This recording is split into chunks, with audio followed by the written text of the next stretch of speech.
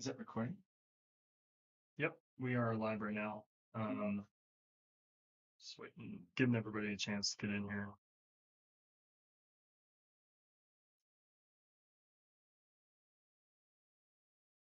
Casey, move your mic away from your mouth. You're breathing into it.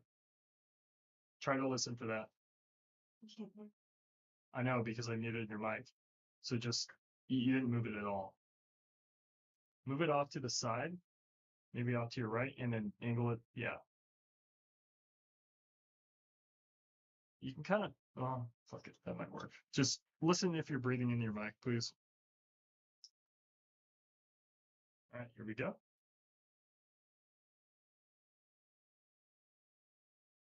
All right, welcome everybody to another episode, or I guess episode 3 of Happy Hour.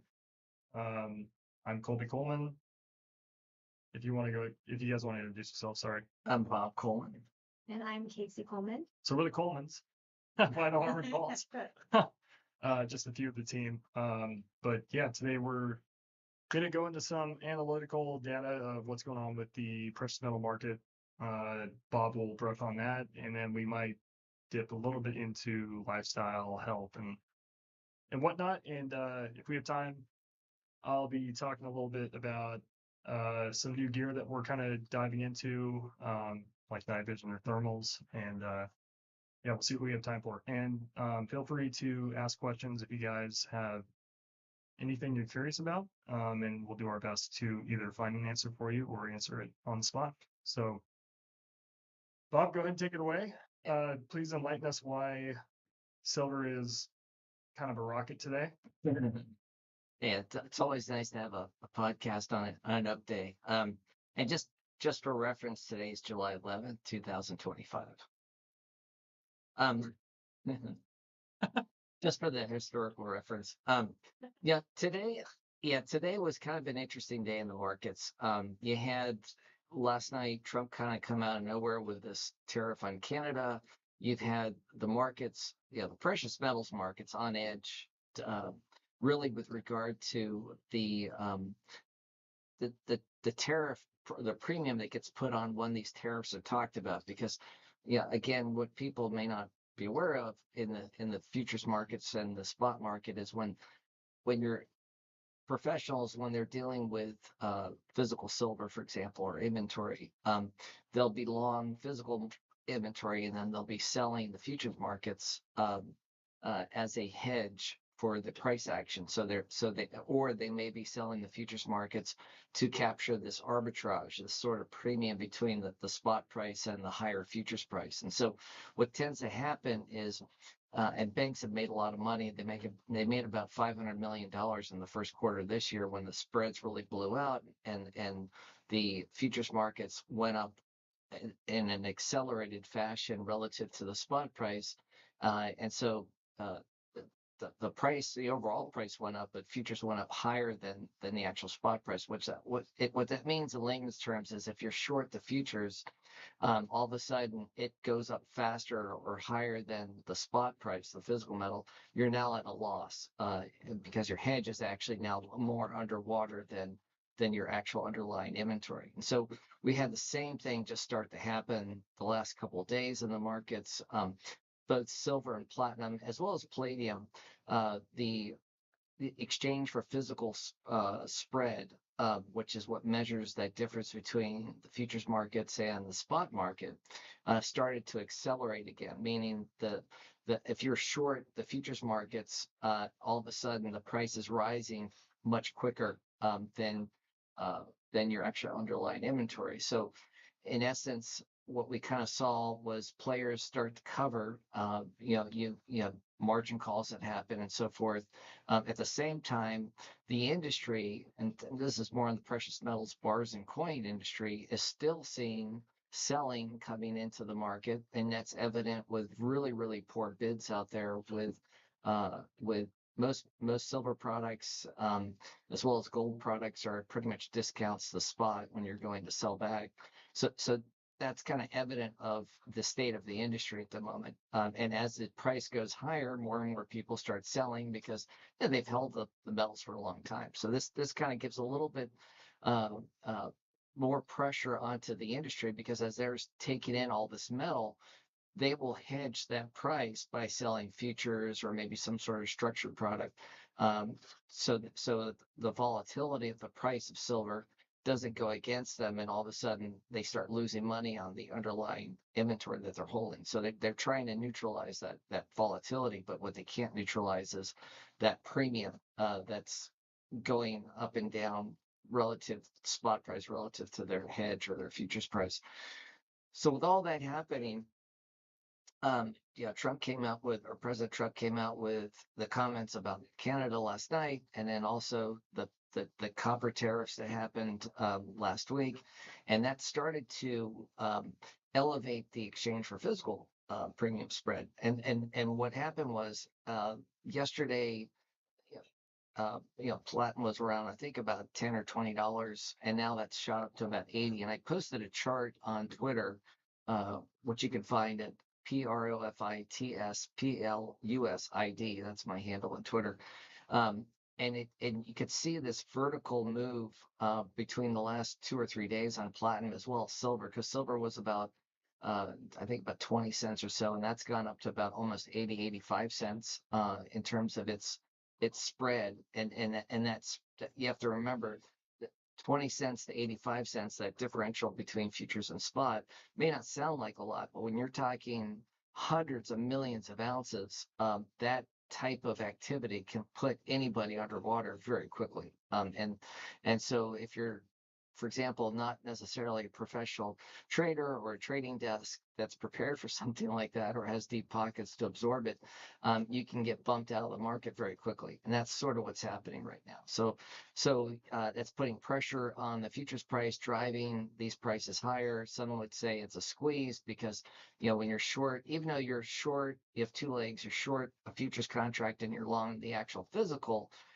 If one is outperforming the other on an accelerated basis, that starts to get pressure on your P&L, and that's what's exactly happening here. And the other thing to talk about it is really the state of the industry, because I think a lot of people, in the precious metals world, you have a lot of um, bloggers and promoters out there and dealers that are trying to obviously get business. They're trying to talk up the markets. They're trying to create stories, to sell product, things like that. And I think it's important to note just where we are. I think overall in the industry is that the industry is very heavy in terms of inventory and very light on cash. So you see a lot of bids out there amongst these big online dealers that are now 3% or $3 under spot for most silver products. And that's telling you the stress that they're taking on by not offering, anywhere near competitively a bid against, especially against like an ETF or a closed-end fund, that the discounts are just unbelievable. And I think that's partly what the public is seeing here as, they're saying, well, do I buy the physical metal? Do I buy ETFs? Do I buy futures contracts or whatever it may be? They're looking at the true cost of the spread or getting in and out of their position. And, the industry is doing a very poor job now. Back in 2020 to 2023, they were sort of fleecing the public that was coming in to buy by raising premiums to accelerated amounts. Now they're doing the exact opposite. There's now the people that are selling, trying to get out, these bids are 8 to 10% under the spot price. So they're getting fleeced in the other direction. And that's what the industry is using to try to stay alive in this type of environment when you see a lack of that buying activity that we had once seen, just a couple of years ago. So if I can interject, what was our pricing back in, what was it, 2020, when Eagle price premiums were ridiculous? Was it 2021? Yeah, 2022 is when I think it peaked out. I think most. So in 2022, what were we selling? What was our pricing? And relatively speaking, just to kind of shed light on good business practice that you've been applying, especially during times where you could have made a lot more money, but you didn't, for the sake of the client. Yeah, full transparency. But what was our pricing then? What were we selling the most of at what price? And relatively speaking, what's the current bid that you're providing on, we'll just say Eagles? Yeah, Eagles probably was the product that was most bent out of its normal pricing structure. So most online dealers were selling Eagles at $20 over spot. I think we had the ability to offer Silver Eagles, and I think we were selling them at the most was like $13 over spot, but we really weren't pushing that product at all. And what we were doing was putting people into silver 100-ounce bars, into British Britannias, other types of sovereign products, and even 1-ounce rounds. I mean, the average dealer was selling 1-ounce rounds at $5 to $6 to $7 over spot back then, and now these same dealers are bidding $2 to $3 under spot for that same product. And roughly, what was our premium at that time? Just like on average for 100-ounce bars, or what we were selling the most of? Yeah, I think we were like 100-ounce bars. I think at the worst was like around 220 or so over spot. About $3 cheaper than I think anybody else in the country at the time. So, and then what's our current bid pricing, probably on average, for silver products? Yeah, right now we're about $1 for 100-ounce bars, 1-ounce rounds. It's about $1.15 under spot, which is very competitive to most of these online dealers that are $3 under spot for the exact same product. You have to look at the wholesale industry. The wholesale industry is as much as 80 cents under spot at the moment for a lot of silver products as well. So even the wholesalers are up to their eyeballs in inventory. So what I try to do is price myself relative to the wholesalers. Yeah, and the reason why I'm bringing this up is we do see a lot of people who end up being taken advantage of in our review, because we get to see the pricing that they're getting from wholesalers, and then they come to us and tell us what they paid, and we kind of have to be the bearer of bad news when it comes to telling them how much it's actually worth and relative to what the current bid is. And for a lot of situations, it's pretty gut wrenching. So the reason why I'm pointing all this out is a lot of your clients, especially around 2022, they're basically doubling their money or getting pretty dang close. Whereas a lot of them buying from these other dealers are, if they're still doing business with them, still not making money. Yeah, it's still not making money, or maybe making 10 or 15% on a move that's gone up, almost 100%. Yeah, I mean, that's sort of the biggest risk. At least I've personally identified, being in the industry for over a decade now, is relative price risk to premium and where you're sourcing it from. I mean, everybody's getting their metal, relatively speaking, from the same wholesalers. So anybody who's saying that our prices are as low as they are because of whatever reason they might be coming up with is really just a sales tactic to lock you into buying the same product at a much higher premium in padding pockets. Well, it's even worse than that, actually. A lot of these big online dealers started making their own private label product. So some of these products may not even be, they're not made by an LBMA approved refiner. It may just be a private refiner. So when you go to sell that product back to the wholesale industry, that's kind of considered scrap. Even though you paid a full premium for it as if it was made by an LBMA refiner, you're not going to get that premium or that price, the same price as you would, a well-known product. Right. It's like a scrap round being labeled as a coin that's really just stamped with the dealer's logo. Yeah. It's and that's part of the ambiance, I guess, of these metals, is they're shiny and it's very attractive, but these products aren't all the same. Yeah. Real quick, Coded Night over on Twitch. Just first off, hi. And the topic that we're talking about, if you're new to our podcast, is we talk about finance, health, and ways to protect either yourself or different types of gear. So what we're kind of diving into right now is what's going on in the precious metal market and that whole sphere. And stick around, and if you have any questions, feel free to type it out. Also, anybody over on X, if you have any questions you want us to elaborate in a different way, please don't be shy. That's kind of what we're here for, and we aim to achieve getting that information to you however you best process it. No dumb questions here. But yeah, sorry to interrupt, but was there anything else regarding the moves lately that you'd like to kind of go over?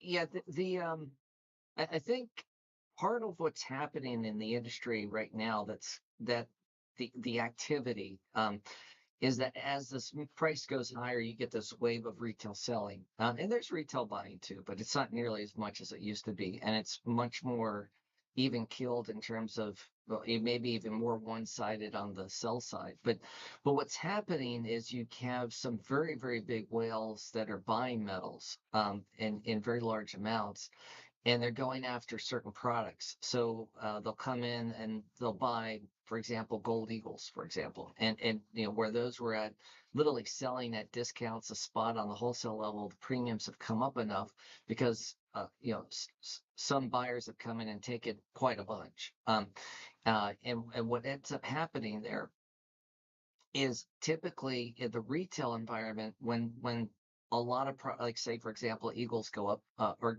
are being bought up, typically you start to see other products start to go up with it because people will start searching for the next product that's cheap rather than trying to pay up for the same eagle that now has gone up in premium.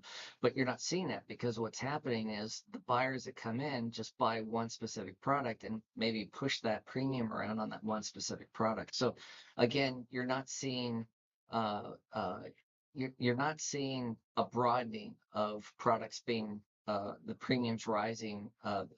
Some of these things, they're being even offered at discounts a spot by wholesalers. That's how bad the industry is right now, which you never really have seen. And that's gives people at least a guide of what's happening. Now the people go, well, why is the price going up if the industry is not seeing much buying? And that's a great question. What's happening is again, you have large purchases that are being made by high net worth individuals. That's being segmented a lot to the larger bar market, like 1,000-ounce silver bars, kilo bars in the gold market, and so forth. And that's sort of captivated the price action. Really, this whole year, that's been sort of the sort of practice that's been going on. And what's happened is these big players come into the market and they go through these dealers to buy, mega sized trades. The dealers may not be the greatest at affecting these large trades for the client. So what they end up doing is buying and actually pushing the premiums up on some of these products without working the order into the market. For example, you're not trying to show all your cards in one order. You're trying to buy it over time. And so what ends up happening is, and I saw this that last year, I saw it again this year, where you have buyers come in, buy a large amount, for example, 1,000-ounce bars, and they'll end up being the reason why sometimes these EFPs get pushed around, these exchange for physical spreads, because they go into the market and buy a very large amount in a very quick period of time, putting stress on the refinery side to make these products. Because you have to look at the COMEX right now, which is flush with inventory. The flip side to that is the COMEX, that inventory is stuck there because a lot of people have sold futures contracts against that inventory and have rolled those contracts to September silver. So that metal may not go anywhere till September. Otherwise, they'd have to buy back the short position in the September contract and maybe short the current month contract if they wanted to actually take delivery, because you have to wait till delivery month to actually start affecting physical loadouts of silver. And of course, gold, their contract is the August contract, so you may start to see some pressure on the gold market if the prices start rising, for example, or you start seeing demand for maybe rolling out of the August contract into the next lead month contract. Excellent. Any questions? I think we're rolling. If anybody viewing has any questions for Bob, he is a financial advisor and probably one of the most well-rounded experts in the precious metal space. So if you have any questions, feel free to go ahead and type it in the chat. We see it. And if not, feel free to message him later, and we could definitely talk about it either individually with you or in the next podcast. So moving on, is there anything in specific you want to talk about in the precious metal space before we change topics at all?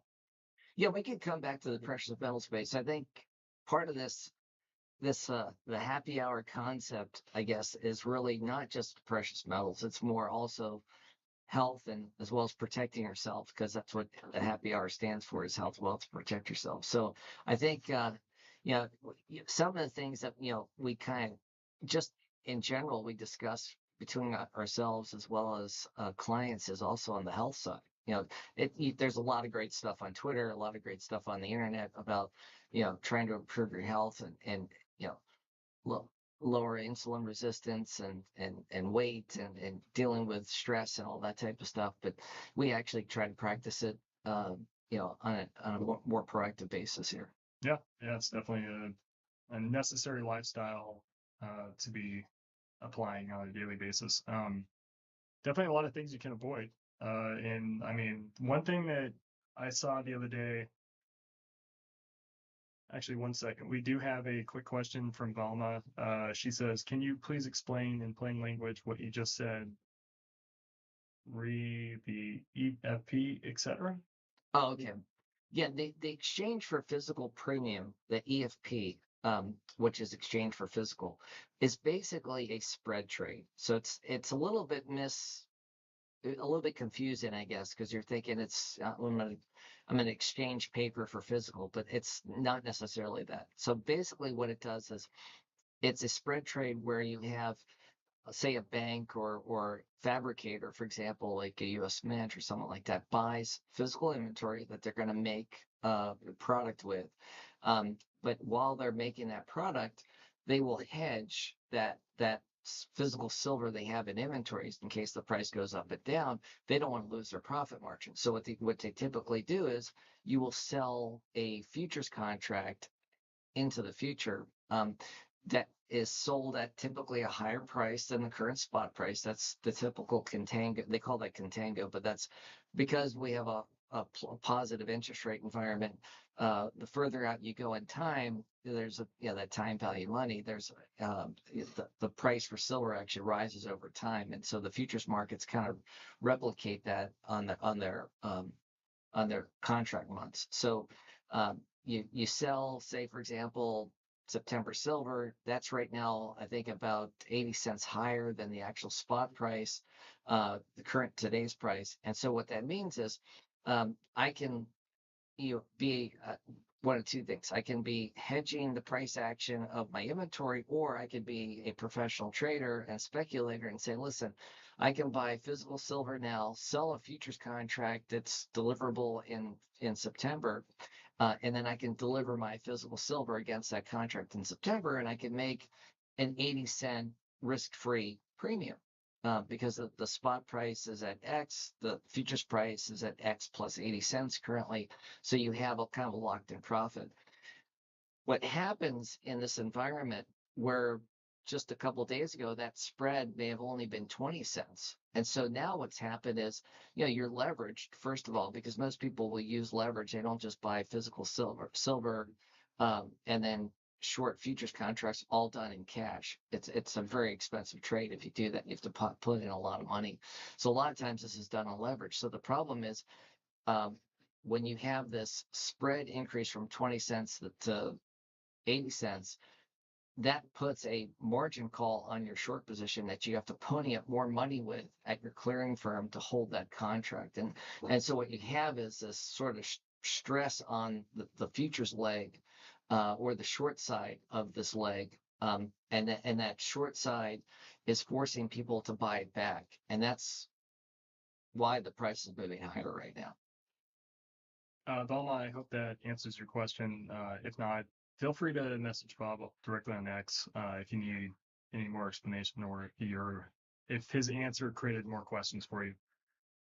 But kind of going back into the health side, I saw a post the other day, and this guy put 12 Monster energy drinks like right next to each other, and it said like 147 calories, and then he put a cup of coffee right next to it.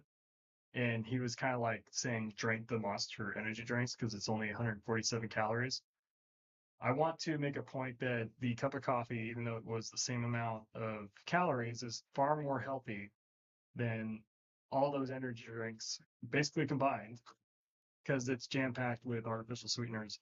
And that's why the calorie count is so low.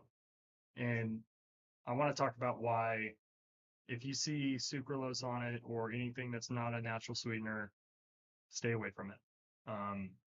It creates it basically makes you insulin resistant, which leads to more body fat. And there's a cascade of things that ends up happening, especially if you take high doses of artificial sweeteners. So please stay away from it. You could definitely read deeper into it. And one day we'll hopefully be able to bring on a biochemist that can literally break down on a molecular level what's exactly happening when you take an artificial sweetener versus taking in a natural sugar like stevia, monk fruit, allulose. Allulose is probably one of the best natural sweeteners you can take. But yeah, I mean that's a whole conversation in itself. If you guys have anything you want to add to it, feel free. Yeah. Plus spiking your blood sugar levels. I mean, those are all things that these artificial sweeteners will do, which most people may not be aware of. Yeah, you really want to watch out for where it falls on the glycemic index and how it will be relative to how it will spike your blood sugar levels. I know like honey can be a blood spiking natural sweetener. But it is a great alternative compared to the artificial sweetener options that are out there. Same with agave and stevia. My favorite stevia and allulose.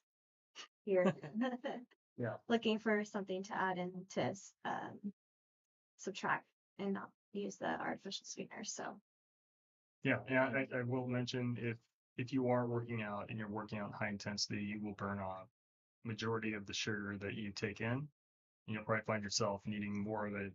You'll probably not be eating enough, whether it be different types of forms of carbohydrates like oats, bananas, different types of sugars, fruit. Yeah. yeah, there's maple syrup, there's coconut sugar. There's a lot more healthier alternatives out there. Yeah. Yeah. If you guys have any questions, feel free to dive in or chime in. To give some background, both Casey and I have gone through, I guess, extensive research and bodybuilding journeys. I actually done 2 shows in men's physique and actually got second place in the national qualifier. Not that that really means anything, but going through that whole process, you learn a lot about how to minimize stuff that you shouldn't eat and kind of what happens when when you eat so clean that you, let's say, you have quote unquote a cheat meal. And then like one day I had coconut shrimp and I woke up at like 3 a.m. and my stomach was just in a knot because my body got used to eating so clean that when I reintroduced fried foods, it was not good. I felt really sick. But Casey, I mean, you're still kind of going through it. So Yeah, I still try to train, about 4 times a week and do I like to do an incline walk after my lifts where you're about like at a 10 to 15% incline and a 3.5 speed. And I find by doing that after my workouts, where my muscles are all depleted, my glycogen levels are all depleted, and so now I'm dipping into my fat source to burn that fat, so to speak. And I've found that to be a great route for me personally, but it's not a one size shoe fits all. So you have to really, do what you can and find what works for your schedule. Yeah, I would say that the lifting is still relative and it's important to keep your body in motion. So yeah, motion is lotion. motion is lotion. Use it or lose it. There's a lot of sayings. Yeah. So let's a lot of people talk about, do I do cardio? Do I do resistance training, especially for people my age. We're a different generation. We were always told go jogging and run for 10 miles. Yeah. But now that you start to learn that, hey, your muscles also need that training, and it's actually very healthy. Yeah. So in a lot of ways, running is probably one of the hardest things on the body by far. Generally speaking, the more muscle tissue you have, the higher your metabolism has to work, which again leads to better weight loss benefits, getting leaner, getting stronger, and generally speaking, resistance training or any sort of form of weight training is sort of like tapping into the ultimate fountain of youth. So if you're not actively training or at least going to the gym, I'd say like minimum 3 to 4 times a week, uh, you're kind of missing out on a trove of benefits that the body is kind of designed to work as a machine of cleaning stuff out, detoxing, building. Because when you're in a state of repair in a healthy manner, you get stronger, you're hungrier, which that's all due to your body needing more sustenance to rebuild itself. And it's sort of like what's I don't know if you can help connect the dots here, but when you're using your muscle tissue, your body's used to a certain level of resistance. And this is kind of where shocking your muscle tissue in different ways and doing a different kind of workout, maybe every month, switching it up. And a lot of trainers will do this to basically keep your body from being stagnant. You'll end up developing, um, I guess, more strength, more muscle tissue. But what's one of my trying to say? Well, let's say, like, for example, especially when you get plus 50. So swimming. Yeah. Swimming is probably going to be the best way you can rehabilitate yourself, especially if you're injured, because you're kind of taking out gravity entirely. So you're taking a lot of the stress off your joints. You're kind of reducing your overall stress on your body, but you're not losing all the resistance. And that's kind of where like swimming in a lot of ways. That's why they have dogs go in like the swimming pools and they walk, because they kind of introduce light amounts of resistance, but they're also reducing the overall pressure that's on the hips. So you can definitely apply that, and then as you kind of become more resilient, then you start introducing cables or bands at very light weights. And there's also ways that you can work your slow twitch muscle fibers versus quick twitch. Quick twitch is more affiliated with like larger amounts of muscle mass or hypertrophy, whereas sleep is so if I were to narrow it down to three, a multivitamin being number one, um, probably creatine, and probably amino acids, probably EAAs or a mixture of essential amino acids and branched chain amino acids. If you can nail those three, you're gonna get a lot out of all your training and just get more out of daily life than if you're not taking those at all. Yeah. Yeah, I think especially as you get older, and I wish I would have known a lot of this stuff when I was your age. But yeah, one of the things that we've had been very, very fortunate of is being able to talk to experts in this field and learning, when to take these supplements. Like, for example, I have a whole routine throughout the day that I take, a different set, almost like was it Brian Johnson? Oh yeah. Not to that extreme. The guy who takes like 50. Yeah, Are you talking about the guy who's reversing his aging process? Yeah. Yeah. That guy's whole routine. I mean, he takes like what was it, around noon? He takes an hour nap. Oh, it's crazy. I mean, he shuts off all the lights. He's in a dark room. Yeah, and then he goes through red light therapy. It's kind of unreal what he's doing, but he's kind of like, you can't break that routine. Yeah, it's an extreme. Yeah. That's it. And then most people that we just don't have that time, and as well as money, to throw at, that kind of stuff. So, one of the things that I've learned, how magnesium, how great that is for your gut biome and so forth. I mean, but when to take it is so crucial versus, you see on YouTube, the guys, saying magnesium is the greatest thing in the world. Well, there's so many different forms of magnesium. Yeah, I mean, there's glycate, magnesium glycate, magnesium orotate. I mean, all these types of things. And it's like, well, God, what do I take? And so that's what we've kind of learned a little bit in terms of also when to take it. Magnesium is best taken at night before you go to bed. Potassium is best taken in the morning, but you don't want to take the two at the same time because they kind of work uh, within the same parts of the body. You won't get the effectiveness out of it. And so, but learning this kind of stuff, taking, N-acetylcysteine, for example, I take that in the morning, for immune and for health and so forth. Just a wide variety of different supplements that I've taken. But as you get older, you want to give your body the tools it needs, and that's what supplements really are.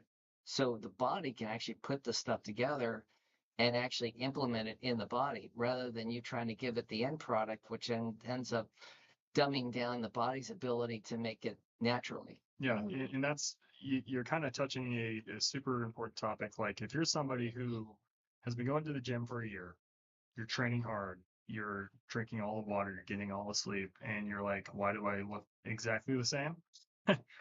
There's a probably list of reasons why you might not be benefiting from everything as much. You could be nutrient deficient. You could be lacking hormones that you need. And that's why what's the testosterone, what's it called? The testosterone supplement, TRT. Oh, okay. Yeah, that's why TRT is a really big thing right now, especially for men 40 and older. Well, I just found out that they just are coming out with, or you can at least take testosterone pellets to help raise your testosterone levels, not just the injection form, which I didn't know that Do you know was what it's called? possible. I was just talking with a trainer about this today. He just mentioned that there's testosterone pellets that are available. I'm curious. I'm gonna look this up. Yeah, it's pretty interesting. But yeah, I would say that creatine is a must-have supplement in your cabinet, and as well as an omega fish oil. It can help with, if you have a tendency to have hyperactivity in your brain, or just have a lot of just restlessness. I found that an omega 369 fish oil is really good, and make sure that it's not farm raised and it's in a glass bottle. If you do purchase it in store or online. Yeah, stay away from And plastic pollution. and another thing too is differentiating between omega-3 oils and omega-6 oils. I mean, again, I'm an 80s child, so grew up in the 80s. So to me, it was like, you probably eat all this food that now you look back and go, my God, how the hell It should have been out. how did I make it through the 90s? Yeah. But the idea of, trying, not all oils are the same. I mean, and not all fish oils are the same. I mean, it's amazing, staying away from seed oils and so forth, but, staying with healthy oils, Yeah. Being that it's happy hour and we're kind of on a Friday and going into the weekend, when it comes to eating out in restaurants, what are your go-to plates when it comes to eating out in a restaurant? I know that's a hot topic during the summer, and people like to go out to eat and, enjoy barbecues and things like that. So I will say what I won't have, or Okay. if I do have it, it's in a very, very small amount, is alcohol. Yeah. So alcohol is definitely one of the most damaging. That and soda pop. Soda pop, especially if it's sugar free. There's We were talking about earlier with artificial sweeteners. Yeah. How much sugar is in a can of soda? And Was usually in a can of Coca-Cola? I think like it's 36. 30, yeah. Yeah, it's crazy. It's absolutely insane Yeah, how and much sugar. if it doesn't have sugar and it has artificial sweeteners, they are jam packing that with sucralose or something like that, which is arguably worse. Yeah. And yeah, it's pretty bad, especially when you double up. Like you have like a sugar-free Red Bull and alcoholic drink, and you're mixing those. I mean, you're just like doubling on the poison, Yeah. and it's worse than if you were to just have the alcohol by itself, or just a um, regular Red Bull with sugar, or healthier ones that have like monk fruit or something Yeah, like that. and a lot, because I love Italian food. Yeah, Yeah. I'm born and raised on the East Coast. Came out to Idaho in '92, but I still love Italian food. And when you can find it here, it's great. Um, but one of the things you can do, especially, is substitute the the noodles. Like if you like chicken parm, for example, Mhm. substitute noodles for spiralized squash. Or zucchini, and you tremendously bring down your calorie count, but at the same time, you're not going to feel completely bloated, and it helps, it doesn't spike the blood sugar as much as well. Yeah. But that's one way to try to eat a little bit healthier, so you can kind of consider that like a cheat meal, for Yeah. example. Yeah. Yeah, I would say like going out to restaurants, I try to look out for just where there's a high quality protein. Like red meat, for example, filet mignon, or if you are going towards fish or seafood, I try to eat more of a higher quality fish like a halibut or ahi tuna, um, or chicken's another great alternative as well. And Um, and like you said earlier, ask if it's farm raised versus Yeah, Oh ask yeah, if the fish or chicken or, well, not chicken, sorry. Ask if the fish is farm raised or wild caught, is important. and and just like the meat, make sure is it grass-fed and gra finished. grass fed and finished Yeah. versus Grass fed and corn finish or yeah Yeah. or just corn fed. corn And fed. they'll say grass-fed, and then they fatten them up right at the end with what is it, wheat, Corn. corn. Corn. So yeah, that's something that kind of sucks because you'll end up getting glucose in your meat, and uh, that's kind of where you have a lot of negative effects of the brain, Yeah. especially the byproduct of breaking down glucose. Um, and that's a topic for another time, but it's linked to Alzheimer's, and so one of the primary cures that we were kind of going through with biochemist on this for Alzheimer's is eliminating sugar or glucose. And you can supplement this with fructose, any fruit, especially like watermelon and stuff like that. You can have that instead of the candy or the soda. Well, it's the processed sugars versus Natural sugar. natural sugar that you're getting actually other like fiber and other types of vitamins with it. That's why I heard somebody speaking on even why smoothies may not always be the best alternative because your body's not physically breaking down all the fiber and absorbing all the micronutrients. As opposed to when it's a smoothie, it's blended. You could add like 2 whole bananas and a bunch of strawberries or whatever, and you're taking in, a good amount of natural Yeah. sugars, but it's also you want to be mindful of that as well too. If you can consume more of the fruit by itself than in smoothies, even though I know smoothies are It's kind of like best friends right now, especially in the hot heat. Yeah. But you just it's good to be mindful of stuff like that. So Yeah, it's kind of like taking a multivitamin. You're not going to absorb everything, even though it has everything listed of what's in it. Kind of similar theory, right? yeah, Kind of, okay. Yeah. But back to your question about food I would probably eat. I usually go for a burger. I generally do better with carbohydrates than most, and so generally, if I'm not eating enough, I actually lose weight, and I'm usually burning it off because the workouts I do are just very intense. Yeah. So yeah, generally speaking, if I'm not eating like a bun with it, it's just not fulfilling. yeah. I know my father and I, we like to do the lettuce wrapped burgers, and if we can, and no bun, just to try to stay away from the bread, and it's just on a case by case basis. Yeah, or do gluten-free bread or sourdough. Yeah, there's other bread options out there as well. And we like to do sweet potatoes as opposed to like regular fries if you're doing a burger, so to speak. But yeah, it's And then also, a lot of these restaurants now they're finally cooking with beef tallow. yes, instead of the seed oils. Mhm. Yeah, And which that's is really cool to see. yeah, and it's more heat resistant than avocado oil. So you're not breaking it down. Like the structure of the omega-3s isn't becoming volatile or Rancid? rancid. Yeah. maybe that's Well, I know if you could get a high heat for yeah, because swimming. it starts breaking it down and it actually becomes damaging, something like that. Mhm. I'll definitely get a more evident answer. That's kind of a lot more complete than that. But yeah, generally speaking, avocado has a lower heat resistance than like olive oil. So cooking, if for those who might be interested, olive oil is better than avocado oil unless you're like do it on your salad or whatever. Yeah. Now, this is the summertime, so to say no one's going to drink any alcohol would be a lie. But if you're drinking alcohol, what is actually the best liquors or spirits to actually drink? I mean, I've seen some studies on this. I think tequila was one of the top ones.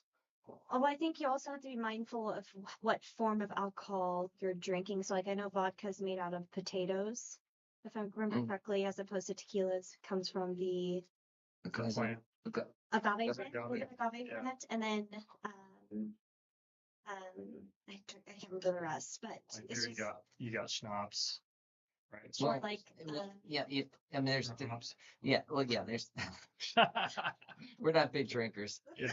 and don't even get us started on wine. Yeah.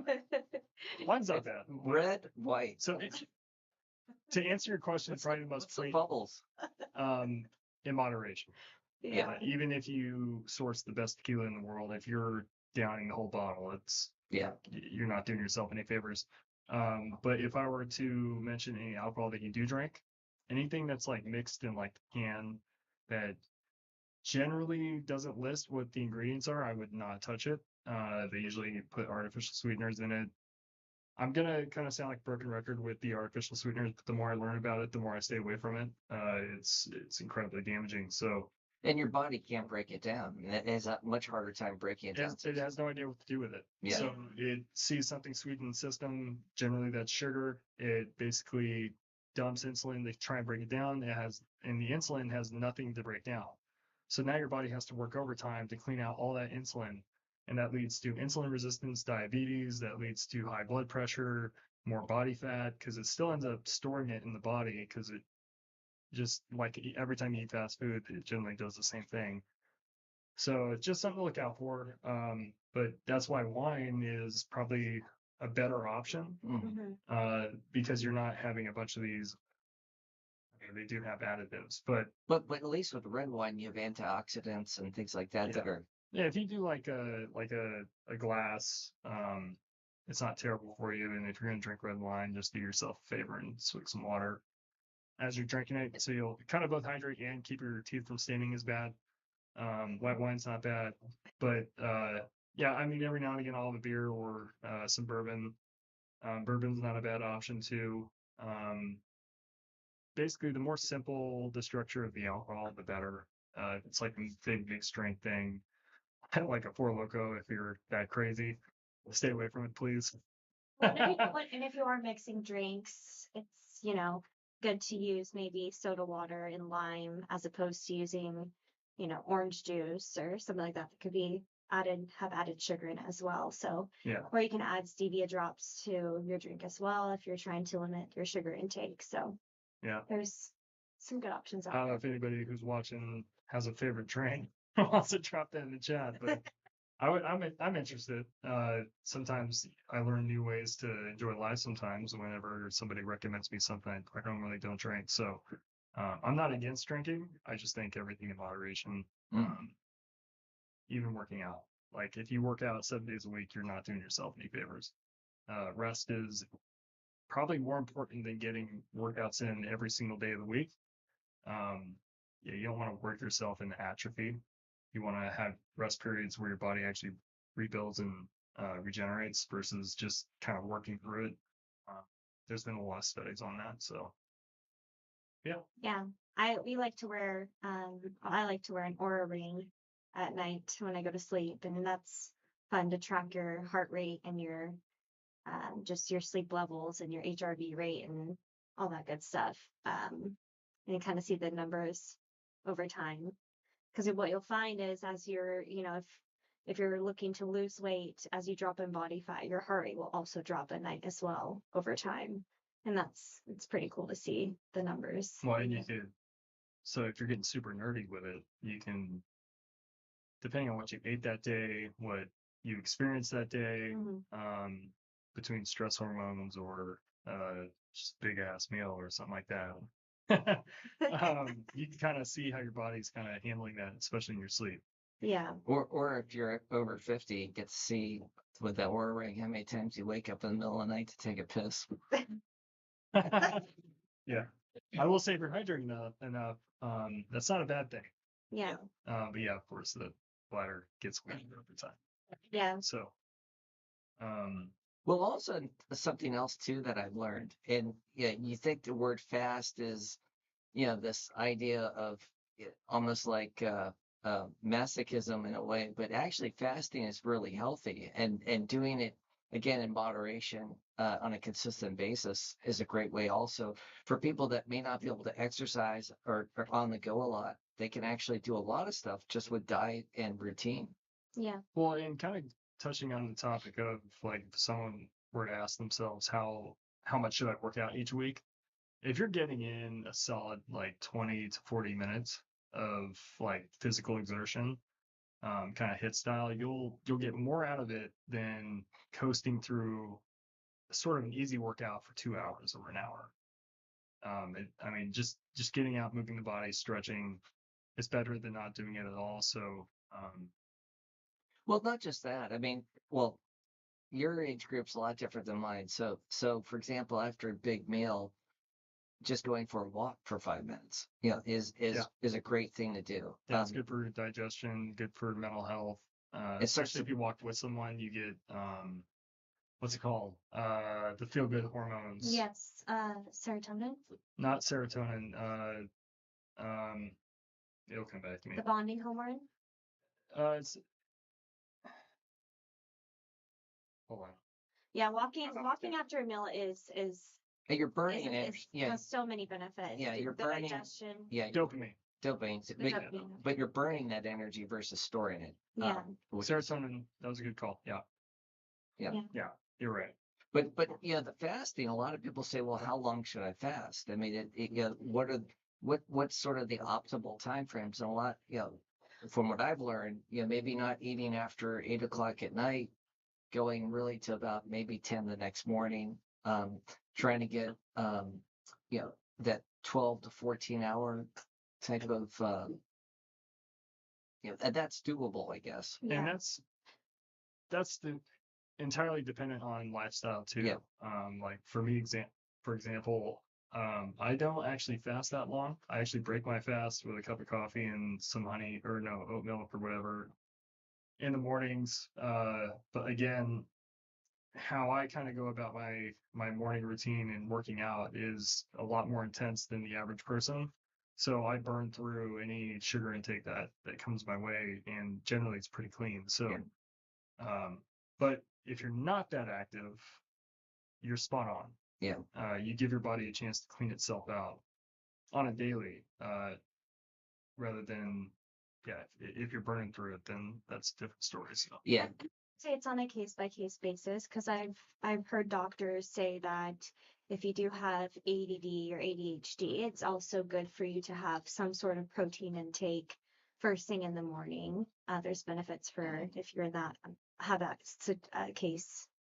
Like what I do, for example, is like with coffee, like you mentioned, is I'll take a collagen protein with coffee, and I'll also MCT oil right in the coffee as well. Yeah, so you're breaking your fast. Yeah. Just to break that alone. Yeah, and the amino acids. Yeah. But at least you're not taking in sugar. It's one of the things that you try to stay away from the sweeteners in the coffee, and you can actually get away from that by, like with the collagen protein, if it's chocolate flavor, whatever it may be, or adding honey, adding maple syrup. Yeah, one of my big things that I love is I think it's a coffee creamer called made by HWPY, which is no sugar at all. It's all plant based. Again, you're not adding more sugar into your lifestyle because you're going to get it. I mean, it's in foods, but eliminating that, and that allowed me, because I'm in a high stress environment. trading all day. We run a massive depository. And by the way, and I did mention forgot to mention this earlier, but we were going to make a big announcement today for the depository. Is uh, we now have our first time $1 billion all risk policy now. So we've hit the billion mark. Confetti. Champagne will be popped. Yes. So and that again, that's something that it's been a grassroots effort. We're not a big in terms of marketing and hype and all that kind of stuff. We don't put a lot of money toward that because we don't mark up product a lot. And we offer probably, I think, the best service in the industry at probably the best rate. And I've been doing that consistently since 2009. So, for precious metals. So I think it's big accolades. I want to support obviously our client base and obviously you guys for as well as the rest of our team, Colton and Kyler, in terms of really representing the company, treating the client with the utmost respect, being extremely attentive and so forth. And But transparent. yeah, and that's what we try to do on Twitter. When I put out information, it's not designed to be candy coated speculation, track the eyeballs, but really has no meaning whatsoever. It tries to actually, and I have a lot of people that I've been told that trade off of the stuff I put out because it's very timely. I mean, that's what I do as a money manager is I look at the markets and I try to identify, well, what could move the market? What is actually percolating under the surface that we could see some reaction from? And then that's what I key off of. And so that's one of the reasons why when I put the stuff out on Twitter, I tend to be very attentive to what's actually happening right here and now versus, the idea of something that could impact the market 5 years from now. That doesn't have as much value. Yeah, you can actually read the room of the market as it's happening, not, Yeah. hey, this is what so and so said, and this is my opinion. That you're actually going based off of facts and actual knowledge based on what you're seeing. Yeah. Speaking of, sorry, go ahead. But yeah, just I wanted to mention that because I know I was going to mention a big announcement. But that's one of the reasons why I've changed my lifestyle with the health. I had the opportunity for the last couple of years to really dive into this topic and meet and talk with some, just impressive experts in the industry, in different facets of the industry, and it's changed my life. I mean, in terms of, my markers, I do blood panels, I track the stuff. I'm very, sort of involved with it. And I take it seriously, and I think I think if anything, this podcast, I think will maybe just give people some incentive and maybe motivate them to maybe do what I've done. Well, and we'll say what you kind of accomplished in your health regard, or in regards to your health journey, for the next episode. But what you did was most people don't do, or haven't been able to do. So, but yeah, congrats to the big milestone. I know that, I mean, it's been since what, 2008, but that kind of always aiming for that. But yeah, if you guys have any questions about how we do business and how we take care of our clients, feel free to reach out to us. We tend to be an open book on how we operate, and ultimately, even if people steal our business practices, at least the client's being taken care of. So, all power to them. But another thing that we do, which other vaults do not do, is how we equipped our security team. I mean, when it comes to the training, the gear we use, the technology, even the rifle systems. I mean, I haven't personally seen a vault that is well equipped as we are when it comes to the precious metal space in specific. I mean, maybe on the next episode, because we're kind of getting short on time now, we can kind of dive into that and the systems we use, but and it's all jam packed into a super low deductible. But yeah, so we try to develop separation to provide that much more value to the client without raising rates. Yeah. And that's the important thing. Everyone can look at a depository and say, well, they charge X, they charge Y. I'll just go with the cheaper guy because they're all the same. That's not what we provide here. We are very old school when it comes to service. we provide more of an advisory type of role, I would say, because we're not sales oriented. We're going to do what's right for the customer. And if they have a question, we're definitely not going to take advantage of any type of, uh, maybe novice that they may have in, whether it's choosing products, whether it's choosing the depository, or just, hey, how do I transport this stuff? It's just trying to provide great information so that the customer can make that decision. They feel confident about it, and they can move on with the rest of their life. Yeah. So Anything we can do to help educate the client and just bring in the knowledge that we've learned over the past years to, just help everyone be better.